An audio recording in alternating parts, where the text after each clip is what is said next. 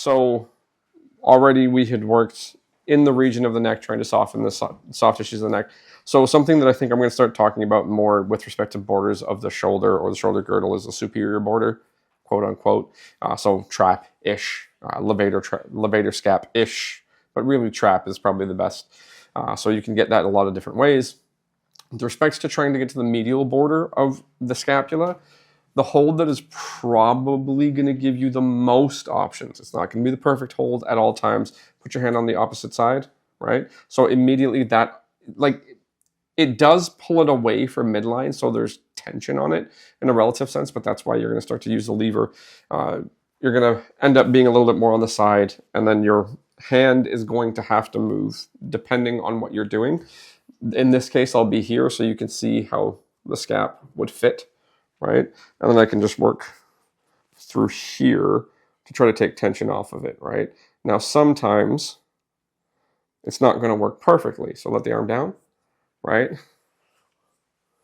This can do a lot as well. I have a little bit less control of his torso, right? So you can see I can do that stuff if I'm not paying proper attention, but I can get a lot of options there. The challenge here is now I'm doing essentially a bicep curl, and I'm going to feel a decent amount of pressure for a long time, depending on what I'm looking for, what I'm trying to do. The lateral border, you can get here, right? So you can get it here, no problem, because now it's exposed, free to move, and planar planes required, and I can get a hold on it, and I can do a push-pull, and then if this hold isn't going to let me soften it up, then I'm going to keep it against me, and I'll just work through there in whatever way I need. Now, in this case, I do need to flip my grip, because that was getting really awkward and hard on my wrist. There you go, that softened up, okay.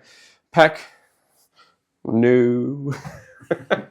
Pec is tough, right? So here I can get into the pec, but then my ability to soften it is going to be more like this. So it's going to be a lot more walking. If I don't want to walk, I'm going to do that. Right now, the problem is, if I need to soften it, I need the elbow to go down lower, I run into an issue, right? So that's where this will give me more options. Now it's soft, right? A hold that's nice and intermediate for all of them. There you go. Got them all. Except for, right now, the superior. So essentially, I can manipulate to the medial border. I'm on the lateral border and I'm on the pec.